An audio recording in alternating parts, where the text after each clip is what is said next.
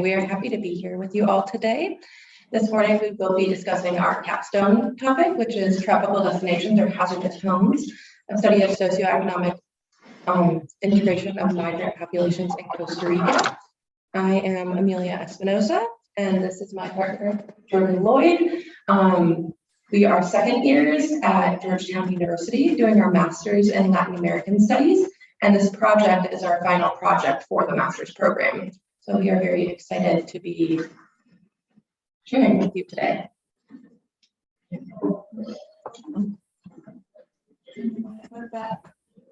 Oh, we don't need to be sharing.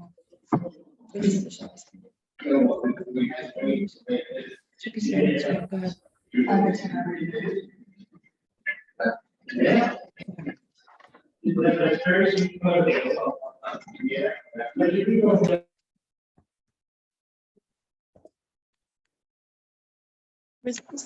All right, there we go. You muted yourself.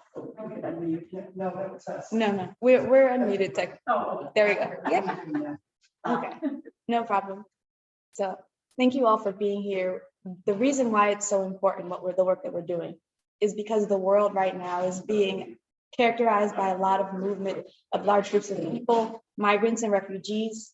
We remember the refugee crisis in Syria, and there's currently ongoing migration and refugee crisis going on because of the war in Ukraine. But what is less commonly known in our hemisphere, and because of our work as master's candidates in Latin American studies, is the effect of migration on Costa Rica and how that affects regional migration in Central America towards the United States, as well as migration in the entire hemisphere.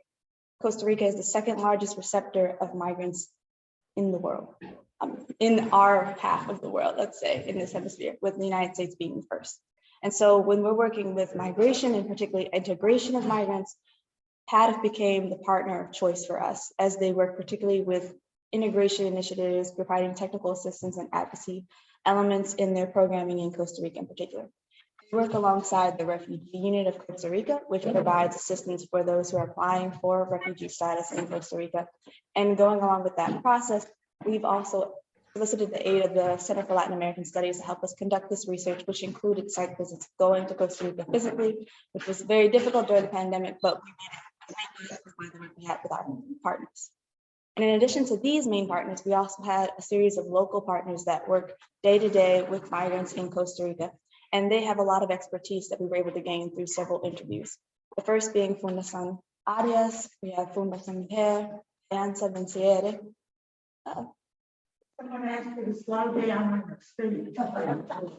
Sorry, we're practicing to do this in 20 minutes. So having so much time on our hands is not something we're used to. I do apologize. But these are some of the local partners that we work with. So we have Alianza Venciere, and then finally SOS Nicaragua. And each of these local partners work with different initiatives. Some are towards women, like Fundación Mujer and Fundación Arias. Some work specifically for Venezuelans or particularly for Nicaraguans. And as we'll detail soon, the reason why those tend to be the migrants that we see. So for some background information, Costa Rica is located between Nicaragua to the north and Panama to the south.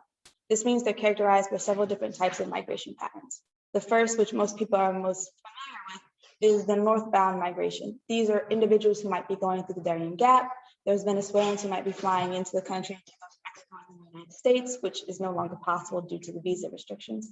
There's extra-regional migrants, those who are coming outside of Latin America, going into Costa Rica, traveling to the Darien Gap through Panama, Costa Rica, and later with their final destination being the United States.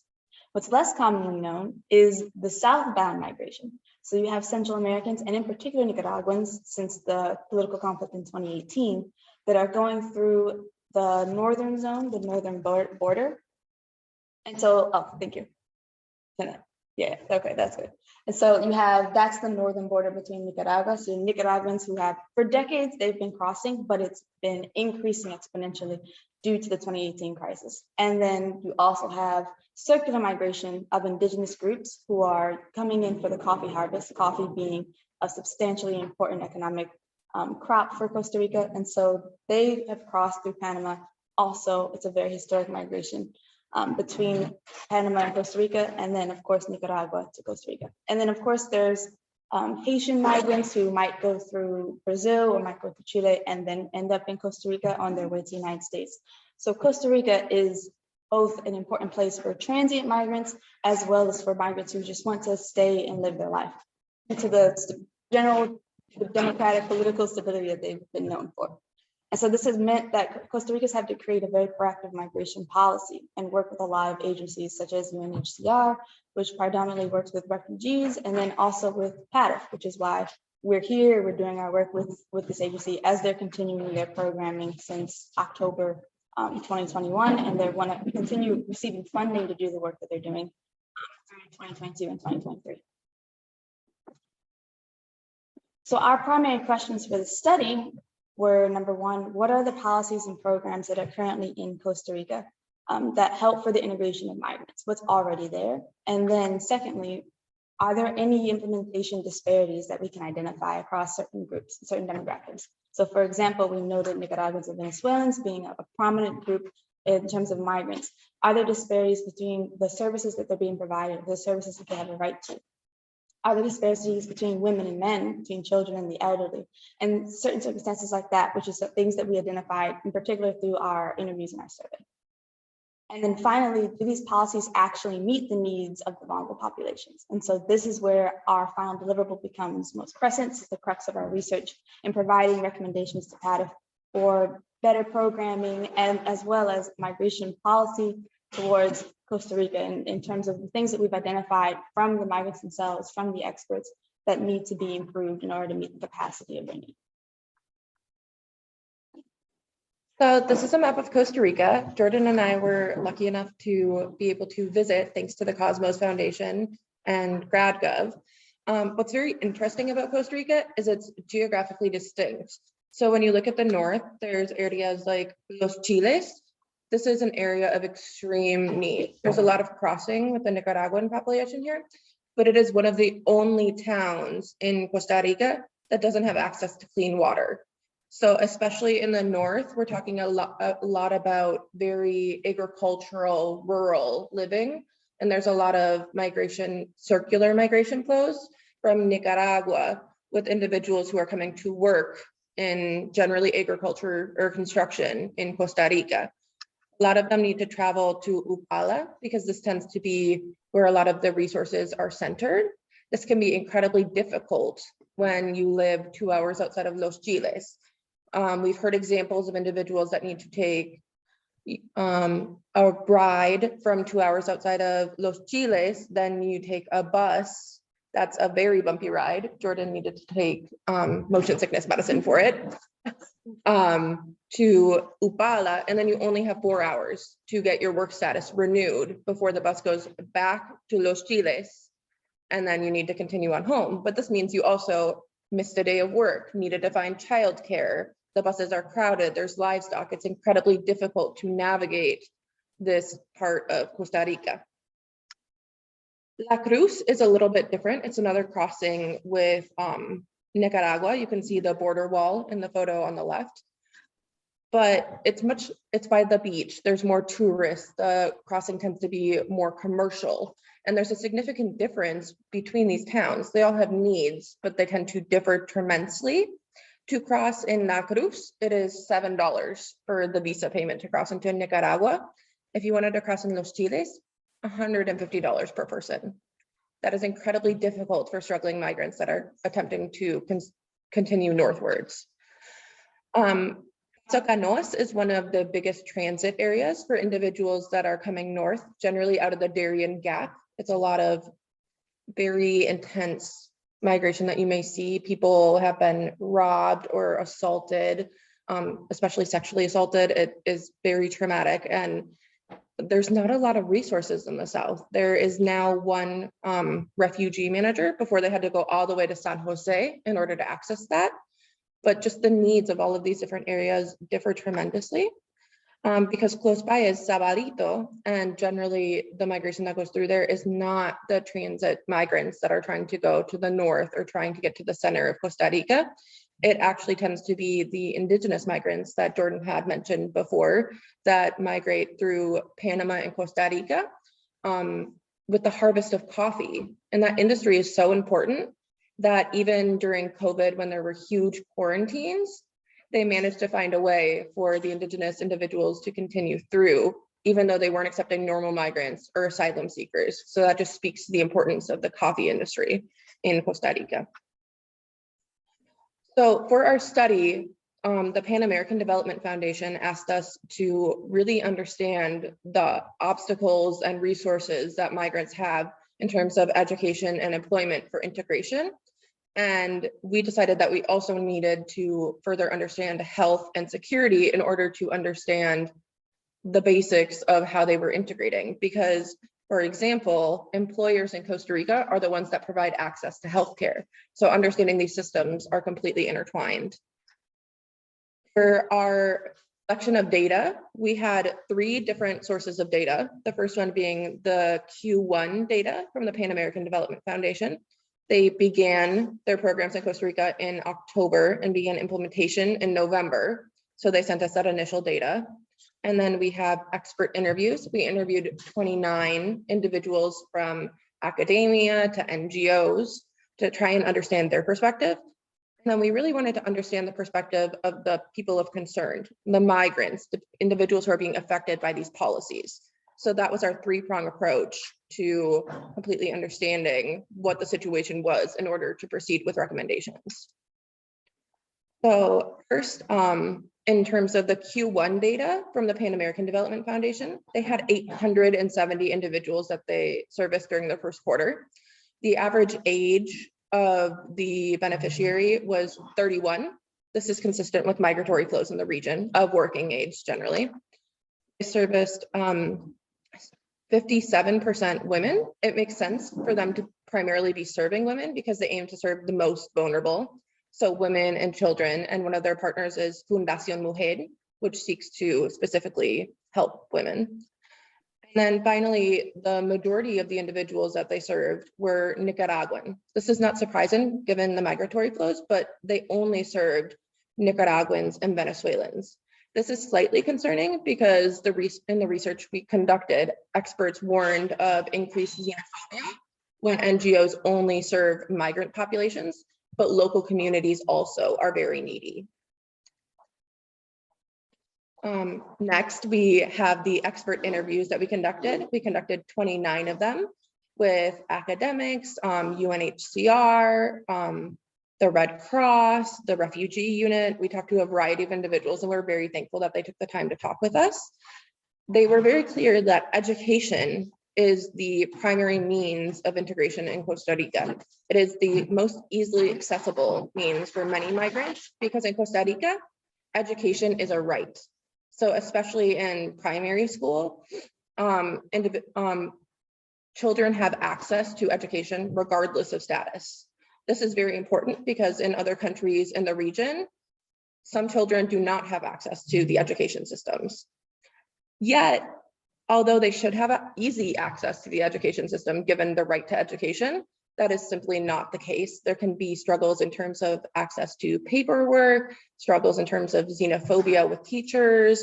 There's a variety of issues, especially when you have families that are migrating with the harvest in the north. You may have a family that is harvesting sugarcane, then oranges, then pineapples. And Costa Rica has a certain time during the year where you're supposed to matriculate. And if you're not registered during that time, you're not allowed to take classes. Therefore, you have a lot of children that are out of school, a lot of children that need to repeat classes, and it can be a struggle. This struggle is twofold once you get to post-secondary education. Undocumented migrants do not have access to the post-secondary education system, and migrants themselves really struggle in terms of cost and barriers with exams. It's particularly frustrating because we've heard a variety of individuals who have began their education elsewhere, and it's incredibly difficult to get it to transfer. So say you have a second-year med student in Nicaragua, and they fled because they were being persecuted in their home country to Costa Rica, yet their academic records are not valued. They don't even have a degree in biology. They would need to start all over or begin working in a different sector. So that kind of carries over to the employment. Costa Rica has a very educated population and a very high level of unemployment. So there's a lot of exclusion in terms of migrants. When Jordan and I were in Costa Rica, we went to a restaurant and we were served by a physician. The waiter had a medical doctorate degree and was working as a waiter. So it's incredibly frustrating, but it's almost created that way on purpose to be exclusionary because they do have very high levels of education in the country. But it's always better to be inclusive because then you have individuals contributing to the social security system if they're included in through legal means. Thus, Jordan and I later will talk about some of the recommendations we have to include migrants in a way that could be beneficial to the whole system. In terms of housing insecurity, we talked about how it's very different in the north, in the center, and in the south. In the north, there's areas that don't have access to clean water. There's areas where the house may be a dirt floor. There's a lot of, the concern isn't necessarily space, but the concern is standard of living. This concern with standard of living carries over to the city centers, yet the prices are incredibly high. So you may find 8 to 10 migrants living in an apartment all together, and it's still incredibly expensive, even given the amount of people and the population density. And thus you see concerns with being blamed for things like COVID or other health measures, even though these are critical workers holding up the infrastructure in Costa Rica during the pandemic. Furthermore, in terms of accessing health, experts were in agreement that access to healthcare is one of the most difficult things in Costa Rica, because even though they have a socialized health system and theoretically children, pregnant women, and in cases of emergency should always have access to healthcare, that's not necessarily the case. We heard of examples of migrants that had COVID that were denied access to healthcare and they passed away. So it's incredibly severe in terms of medical xenophobia in Costa Rica. So finally, we come to our last data sample. We had a survey from the persons of concern, from the migrants and refugees themselves. I'm sorry, I'll speak up a little bit more. So we have our survey as our final data sample. And so what we did is we created an online survey through Qualtrics. That was about 50 questions. There were several parts identifying their demographic data, their education and employment. And initially we had 71, I believe, surveys, and 60 of them were valid after going through IRB protocols. And so what we did, instead of using the online survey for most of those, we printed out a PDF version, and the refugee unit was able to very happily send them out to some migrants who had come for their interview and who were able to sit down and do it at that time.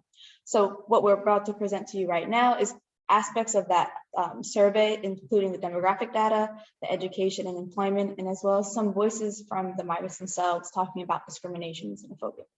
So first off, we have our demographic data, which you can see as consistent with our CADF data and with migration flows. Majority of them are young working professionals. And so this is between the ages of 18 and 35. Many of them are young enough to continue in their education if they want to do tertiary education, university education, or if they are working, they probably were working in their country of origin and would also want to work in Costa Rica. If we go to their gender, the majority is also women. This might be consistent with the Q1 data that we have, but what we don't really understand is why, if they're coming for, let's say they're in their interview for refugee status, why are the majority women who are the applicants? Because we understand in previous flows, men might have been moving initially for the harvest, but now families are moving in. But if it's whole families, why is it that the woman is made to be the representative? In terms of questions for further research, this is one thing we found to be significant, and that could be very interesting in conducting more in this study. When we asked about the countries of origin, of course, unsurprisingly, the majority of them were Nicaraguan, with second place being Venezuelan. We also found some Colombians and Haitians. And in terms of other, those individuals happen to be from Honduras and El Salvador. So there's a lot of Central American migrants that are coming through southbound through Costa Rica. We have the extra-regional migrants, including the Haitians, those who might be going through the Darien Gap, which includes the Colombians and Venezuelans, and then the Nicaraguans, which are the historical migration. I'm sorry. Oh, yes. I'll try to keep my voice raised. I had a question, but maybe you want to say Oh, that. no, I'm sorry. We can reserve questions for the end if you all would like. We might be able to answer some of them preemptively by the time we get to the end. No Panama. I'm sorry. There's no Panama. No, I don't believe. I'm going through. We had to go through by hand through the surveys. We don't believe any Panamanians were were putting for refugee status. I think that's also a very significant point. A lot of because of the way the survey was distributed, a lot of these participants were submitting for refugee status. So this may not include traditional economic migrants who are part of this sample, which is probably why Panamanians are not included as a significant portion. But that doesn't mean that there's not people from Panama that are likely also going into Costa Rica and migrating through Costa Rica or potentially into the United States. That just wasn't the scope of the survey that we conducted. In terms of the education level that migrants had before they left their country of origin, a lot of them had a secondary and primary education, which was very relieving because if you're conducting a survey in Spanish, literacy is extremely important. We were not physically there with them to assist them if they may have misinterpreted or if something was unclear in the language that we use.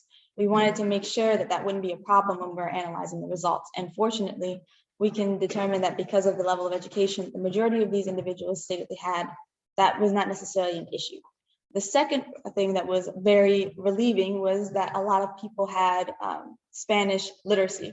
When you have Haitians in the mix, that means that there's also Creole and French might be a factor. But what we found, particularly through the interviews, is that they will have learned Spanish in another Latin American country before coming to Costa Rica. So that was also not too much of a barrier for conducting the survey. However, when you identify the education they received after arriving in Costa Rica, it's abysmally low. And that's not surprising, unfortunately, because of what Amelia stated, getting a university or post-secondary education at all in Costa Rica for migrants is extremely difficult. The public university system considers them to be international students, which means they have to pay. The private university system also requires them to pay if you don't get a scholarship. It's essentially impossible for you to use that due to the employment opportunities, the limited employment opportunities that are already in Costa Rica, and especially for a migrant who might have issues transferring their credentials. So for example, if you're a doctor in your country of origin, it's not likely you're going to be able to continue that career in Costa Rica due to the difficulty of verifying your credentials. When we speak of employment, of course, the majority stated that they worked in their home country. We have a lot of people who had professional careers in their home country, and due to various factors, which we ask in other data points, political instability, violent conflict, climate change, they were forced to move. And of course, economic opportunities, no labor opportunities. But when we asked, do they work in Costa Rica, the majority still said yes. This is concerning because of the way that the survey was taken. It was at their first interview with the refugee unit. This first interview is prior to you receiving your work permit. So they come in, they do the interview, they fill out the paperwork. 3 months later, they'll receive their working permit. If they've already started working before they've reached that point, they're not receiving benefits. They're not part of the health system, most likely the social security system, unless they're doing the voluntary paid version. But again, that's something that's not usually accessible until you have your working permit. So this makes them in a very vulnerable position where they can be easily exploited by their employers because technically they're working illegally. They're not documented in that way. And it means that they're not able to demand their rights from their employers and from the system, the rights that they are due because of their status as refugees. So this was slightly concerning as well, but understandable because as these are young working professionals, people who might have young families, you need to work to survive. It's extremely expensive in San Jose, which is where the majority of these surveys were taken from. And so not working is not something we can really just ask of these individuals for their own survival. And then finally, we asked, have you faced discrimination? Could you tell us a recent story that you have of facing discrimination? And a lot of these scenarios that they provided, these are real experiences that they had. People said they were treated poorly just for not being ticos. Ticos are reference of being Costa Rican, they call them ticos. And so they're using this diminutive to describe the difference between themselves and native Costa Ricans is something that they've already internalized. There's other verbal harassment given that people were asked why when they leave, they've called them offensive names, they've called them trash. They've been called slurs for having different customs and not understanding local dialects. And this has also escalated to the level of physical assault. People have been spat on, they've been called worthless and humiliated publicly. And so this is an issue that if you ask Costa Ricans directly, say, oh no, I would never treat a migrant poorly. However, migrants themselves are stating that this is the way that they've experienced their integration into society when they're trying to go through employment opportunities. If you're Nicaraguan and you happen to have a higher education, they assume you would be a construction worker. They assume you might be Venezuelan because you speak more properly, or because you work and you have a master's degree, you work in a certain field. And so these are some of the difficulties with discrimination and xenophobia that we've also addressed in some of our recommendations. But ultimately, our job was to create meaning from these experiences. Our experiences going to Costa Rica, the experiences of the migrants themselves, and the experiences of the other experts who've been working in this field for years. And our original objective was to better understand migrant realities for the purpose of writing recommendations, particularly to PADDOC, to increase their programming. But if we ended our work there, there would be a lot of things missing. And so we asked the ultimate question. So what? So why does our research matter? And this is incredibly important, other than the fact that Costa Rica is the second largest receiver of migrants and refugees in our hemisphere. They receive 150,000 migrants annually that deserve to live with dignity. They deserve to feel safe and secure and have access to resources. But additionally, if Costa Rica would consider implementing a more inclusionary system, not just on paper, but in practice, then it would actually benefit them, including individuals into work sectors, would benefit the GDP and also the social security system. So it's incredibly important that as we consider the recommendations for the Pan American Development Foundation, understanding that this isn't just beneficial in terms of honoring human rights, it's also important in terms of being beneficial for the Costa Rican economy. So we created a variety of recommendations for the Pan American Development Foundation. If you're interested in reading specifics, we will have our capstone available on May 9th. But there's a need to increase provider coordination. There is a lot of repeated efforts. There was 1 week in Upala that expert reported that there were a variety of different initiatives to combat gender violence each day of the week, and they were almost the same thing. So should NGOs be able to put their efforts together, they may be more effective and efficient in terms of combating efforts that need to be addressed. There needs to be more effort in terms of communication. There's not even a frequently asked questions page on the Dirección de Migración, the website for migrants. And it's not clear who you are supposed to contact. There should be clear answers for migrants to combat disinformation. There's a need to decrease the financial burden for obtaining legal status and create equitable scaffolding. It's incredibly expensive. If you want to become a refugee, theoretically that's free, which is why we see increased numbers of individuals applying for refugee status. But there's over 100 ways to get regularized status in Costa Rica. It just takes a very long time and is very expensive. And when you have individuals trying to decide whether they're going to feed their family or have regular status, they're going to feed their family. And in terms of equality, Nicaraguans have a completely different process should they want to get status. They have to pay to make a call in order to get their appointment for regularization status, where no other migrant group has to do that. They can just go to the office and get their appointment. So even though the numbers are increased, that's not necessarily fair. I think that's an undue barrier. There needs to be more avenues for education, especially secondary education, as we have previously mentioned. And there's a need for consistent funding for health and social services. There's a lot of need and not a lot of in terms of providing. The infrastructure is there, but it's very inconsistent. And there's a need to educate government agents, because where we see the most xenophobia, the top government agents know what is going on, and they attempt to address it. But it's a lot of times the window workers. If migrants do not know their rights, they will frequently be turned away unless they threaten to report window workers who are attempting to turn them away. And then all of a sudden they have access to healthcare, and it may not be the best healthcare because there tends to be medical discrimination. So the care may not be at the same level either. But the thing is, Costa Rica does have the ability to address what's going on. They have the beginning of infrastructure. The photos in front of you are a center that is made for migrants to rest after they enter into Costa Rica, after they had crossed the Darien Gap. It has been ready for over a year. The center has been sitting empty because there is a need for soap and fire alarms. It's incredibly small logistical things that are needed, and they don't even know if they'll open within the next year, which is incredibly disappointing. So when we think about all of these different things, it's important to understand that a lot of people think Costa Rica is this mecca within Central America. They talk about how it's financially stable, it's politically stable, it's great, but they don't talk about the economic crisis that's going on there. There is almost 15% of the Costa Rican population that are migrants or refugees. So we're talking about incredible inflows that are not acknowledged at all in the United States, that do need help and do need resources. So as we've talked with experts, as we've spoken with migrants, we promised that we'd attempt to bring attention to the situation. And if you look at the screen, they're quite literally begging for it. So for this project, we would like to thank our advisors. We have a variety of advisors with the Pan American Development Foundation, with Georgetown professors, Professor Seeley and Donato, and a variety of consultants that have helped us.